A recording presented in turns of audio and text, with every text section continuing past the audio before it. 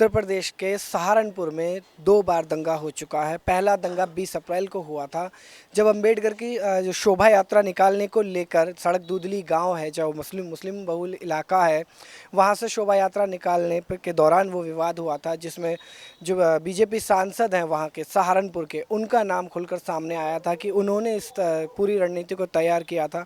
हालांकि इसमें प्रशासन ने कार्रवाई के तौर पर कई लोगों को नामजद किया था, पर कितनी गिरफ्तारी हुई और किनके खिलाफ कार्रवाई हुई, कौन जेल गया, इसका कोई बड़ा मतलब मीडिया में कोई बड़ी बयानबाजी नहीं आई सामने। अभी हाल ही में परसों के दिन महाराणा प्रताप जयंती को लेकर एक बार फिर दलितों के साथ विवाद हुआ है। ये विवाद ठाकुर और जो दलित समाज है, इन दोनों के बीच हुआ है। इसमें एक व्यक्ति के मारे जाने की अभी तक खबर आई है। कुल मिलाकर ये कह सकते हैं कि यूपी के अंदर रामराज की अगर हम बात करें तो रामराज किस तरीके का है, इस तरह की घटनाओं के ज़रिए सामने आ रहा है। ऐसे में क्या सरकार के जो लोग हैं, नुमाइंदे हैं, वो दलित को, मुस्लिमों को, पिछड़े लोग जो हैं, उन्हें क्या टारगेट करके चल रहे हैं, वो उसी के बारे में जानकारी लेने के लिए हम इस वक्त नोएडा पहुंचे हैं। दलित समाज के काफ़ी लोग यहाँ इस वक्त हमें मिले हैं, जिनसे हम बात करेंगे कि वाकई सरकार का जो फैसला, सरकार की जो सरकार के रहते हुए जो कुछ भी हो रहा है, क्या वो हकीकत में दलित विरोधी नीतियों के जरिए हो रहा है या इत्तफाकन हो रहा है। आपसे मैं पहले शुरुआत करना चाहूँगा, आपका नाम क्या है? मेरा नाम ब्रह्मानंद है। बीजेपी की सरकार है उत्तर प्रदेश में, पहले भी दंगे वगैरह होते रहे हैं, लेकिन इस बार लगातार 2 अटैक हुए हैं और इसमें दोनों ही बार दलित समुदाय पूरी तरह से निशाने पर है।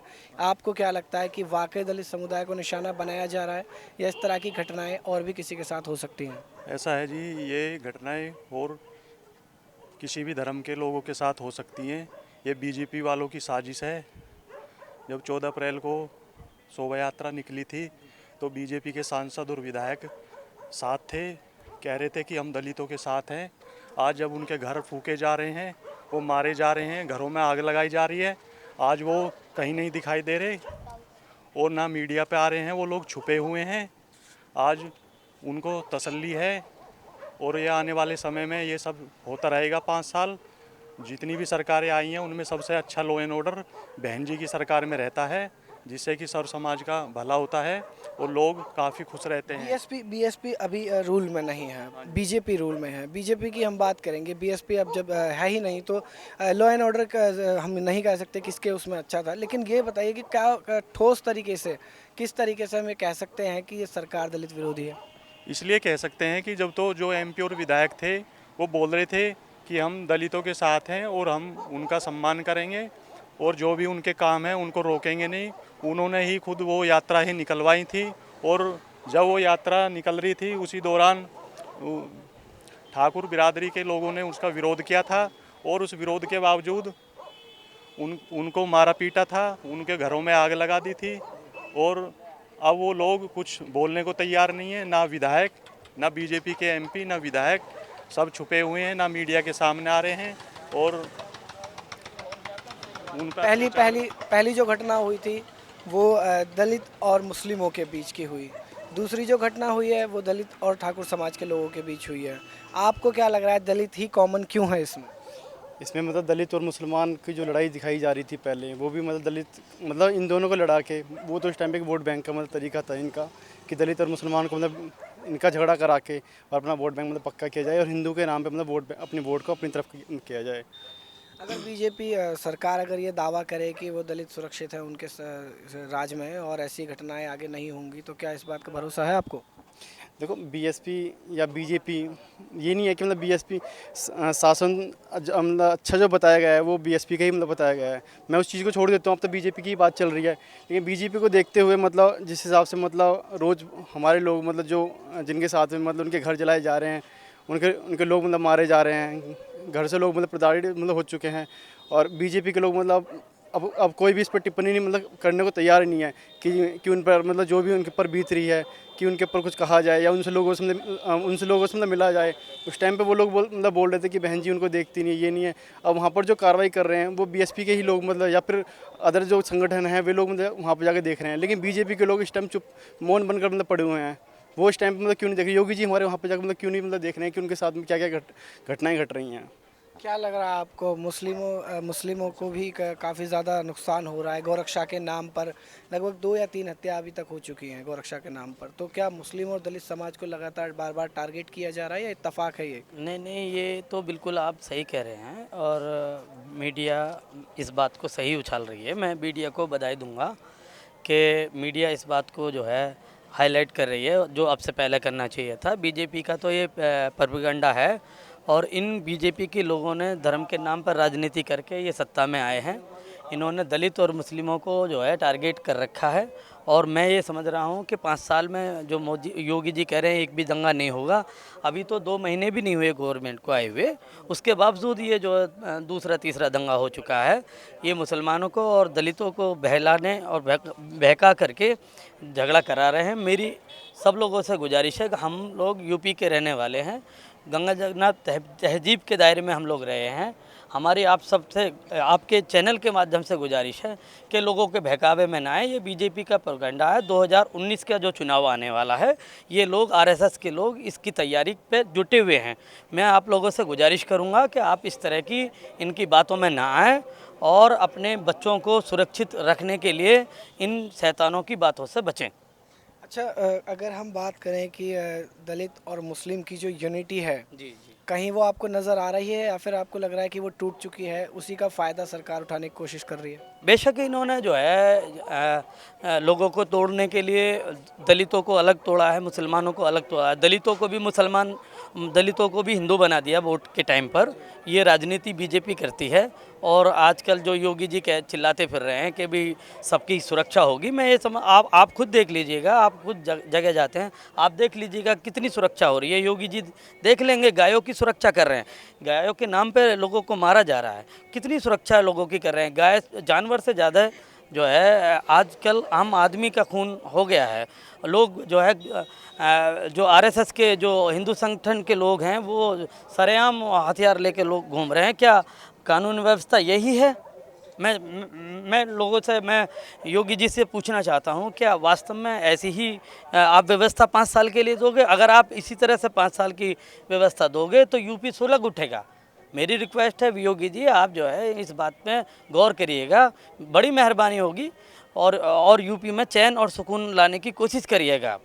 क्या लग रहा है आपको, उत्तर प्रदेश का जो माहौल इस वक्त है योगी आदित्यनाथ के लोगों की वजह से है? उनके कुछ आपको मतलब, क्या उनके जो लोग हैं वो अंदर खाने कुछ कर रहे हैं या फिर ये घटनाएं घट ही रही हैं, पहले से ही घटती चली आई हैं? ये सब भाजपा की मिलीजुली सरकार है, ये भाजपा ही सब दंगा करवा रही है। मतलब आप क्या कहना है कि बीजेपी के जो आरएसएस के जो लोग हैं वो इसको बनाए रखना चाहते हैं इस माहौल को? ये बीजेपी वाले ही सब दंगा करवा रहे हैं। गौरक्षा के नाम पे मुस्लिमों के साथ में जो वारदातें हो रही हैं, नहीं बोल पाएंगे, ठीक है, आप बिल्कुल मत बोलिए। आपसे जानना चाहूँगा, योगी आदित्यनाथ के काम से आप कितना खुश हैं और क्या आपको क्या लगता है कि जो प्रदेश में जो माहौल इस वक्त बन रहा है वो योगी आदित्यनाथ की वजह से ही है या फिर उनका इसमें कोई रोल नहीं है? कुछ ऐसे लोग हैं जो मामले को बिगाड़ने की कोशिश कर रहे हैं। देखिए, बात ये है, अगर दलित या पिछड़ा कोई भी अगर परेशान रहता है तो उसमें मैं नहीं देखना चाहता कि भाई कोई भी व्यक्ति कह सकता है कि भाई सही है, गलत चीज़ है ये, ठीक है। अगर वहाँ घर जलाए जा रहे हैं, उनको मारा पीटा जा रहा है, घरों से भगा दिया गया है, तो अब कहाँ है योगी जी और कहाँ है मोदी जी? पहले सबको हिंदू बना दिया कि भाई हम सब एक हैं, तो अब कहाँ हो आप? ये तो आपस में भिड़ाया जा रहा है। कि मेरा कहना ये है कि साथ दो यार, ऐसा नहीं है कि भाई तुम्हारी सरकार आई है, 15 साल में सरकार आई है, कम से कम ऐसा कुछ काम करके दिखाओ जो आपको सही जनता को सही लगे और आपको दोबारा सपोर्ट करें। ये गलत चीज़ है। सुरक्षा की दृष्टि से आपको क्या लगता है, दलित और मुस्लिम सुरक्षित हैं इस सरकार में? दलित और मुस्लिम इस सरकार में बिल्कुल सुरक्षित नहीं है, क्योंकि कौन सा वर्ग आपको लग रहा है जो सुरक्षित ज़्यादा है? यही ऊंची जाति के लोग जो हैं, जिन्हें ऊंची जाति का माना जाता है, लोग हैं हाँ वो जी, इस वक्त पूरी तरह से सेफ है। दलित और मुस्लिम दलित और मुस्लिम उनको टारगेट किया जाता है हर जगह। मतलब आपका मानना है कि सहारनपुर जैसी जो घटनाएं हैं वो जानबूझ के की गई हैं या इत्तेफाक से हो गई? ये जानबूझ के ही की गई हैं। कोई खास बड़ा लॉजिक आपको नजर आता है इसके पीछे? वजह क्या हो सकती है? वजह ये है, पहले आप वोट के लिए एक बनाते हो, फिर बाद में उनको ये फील कराते हो कि आप नीचे हो। दंगा प्रसाद करके आप ये उन्हें रिप्रेजेंट करना चाहते हो कि हम लोग नीची जाति के लोग हैं। और भी लोग हैं यहाँ पे, उनसे भी बात करेंगे, उनकी भी प्रतिक्रिया जानेंगे। आपको योगी सरकार अभी है, क्या लग रहा है आपको, कितना सहमत हैं आप योगी सरकार से? हमें तो अभी कुछ नहीं लग रहा, रोड सारे खराब हैं। मैं अभी सहारनपुर में जो अभी मामला हुआ है उसकी थोड़ी बहुत तो जानकारी आपको ज़रूर होगी।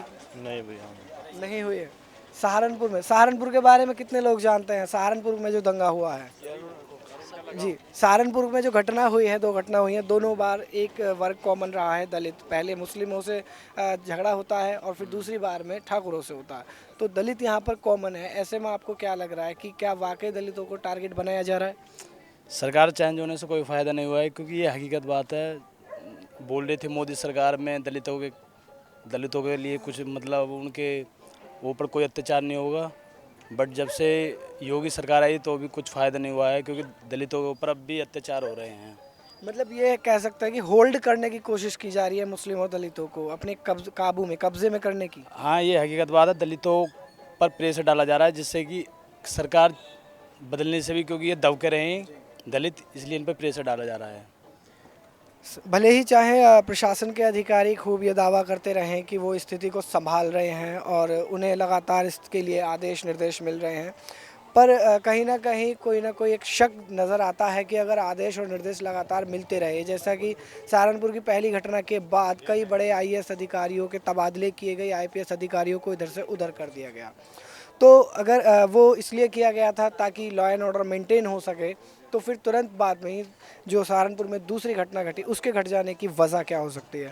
क्या लग रहा है आपको, इस तरह के दंगे अगर जानबूझ के कराए जा रहे हैं तो दोबारा कहाँ कहाँ हो सकते हैं ये दंगे, जहाँ शासन को पूरी तरह से नज़र रखनी चाहिए, प्रशासन मुस्तैद होना चाहिए? देखो, जहाँ जहाँ मुस्लिम बाहुबल दलित बाहुबल क्षेत्र हैं, वहाँ वहाँ ये लोग दंगे कराएंगे और उनका उत्पीड़न करेंगे, जिससे कि ये लोग दबे रहें, जैसे कि पहले से ही चला आ रहा है। तो ये अब इनकी सरकार है और अब ये उसका पूरा फ़ायदा उठाएंगे, और ये पुलिस प्रशासन की भी नहीं मान रहे लोग, ऊपर से फ़ोन करा देते हैं और उनको सबको वहीं पे उस मामले को दबाने की कोशिश करते हैं। जी, कुछ कहना चाह रहे थे आप? मैं जिस हिसाब से देख रहे हैं कि रविदास जी की मूर्ति तोड़ी गई है, बाबा साहब की मूर्ति तोड़ी गई है, मैं उन लोगों से सवाल करना चाहता हूँ कि आप लोग मतलब कब तक मतलब मूर्तियों को तोड़ोगे हमारे बाबा साहब की? तुम रोज़ मूर्तियाँ तोड़ोगे, हम रोज़ मूर्तियाँ जोड़ेंगे।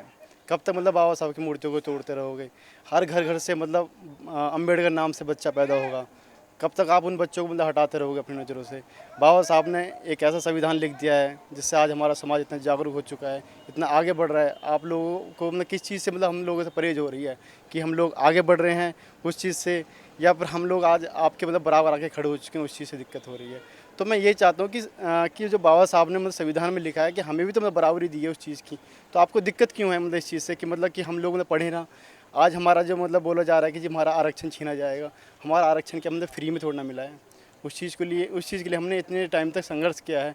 तो आप अगर आरक्षण वाली बात भी आते तो मैं ये बात कहना चाहता हूँ कि जो हमने आरक्षण के लिए किया है, आप वाला काम कीजिए और हम मतलब आपका मतलब काम कर लेते हैं।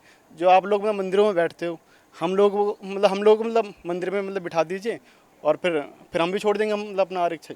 तो मेरा यही उन लोगों से कहना है कि बाबा साहब की मूर्तियाँ तोड़ने से कुछ फ़ायदा नहीं है। हम रोज़ मूर्तियाँ जोड़ेंगे, और अभी तो मतलब चौपालों वगैरह में लग रही हैं, अब तो गली गली मोहल्ले में मतलब बाबा साहब की मूर्तियाँ लगेंगी, और मतलब हमारा संगठन और भी मतलब मजबूत होगा। हमारा युवा मतलब अब पीछे नहीं हट रहा है, आगे बढ़ रहा है। तो मैं अपने युवाओं से भी अपील करूँगा कि आप डरो मत, आगे बढ़ो मजबूती से, तुम्हें कोई रोकने वाला नहीं है। बाबा साहब ने अकेले इंसान ने इतना बड़ा संविधान लिखा था, जो आज मतलब बाबा साहब का नाम, इसलिए आज ये लोग मतलब बाबा साहब के नाम से इसलिए चिढ़ रहे हैं।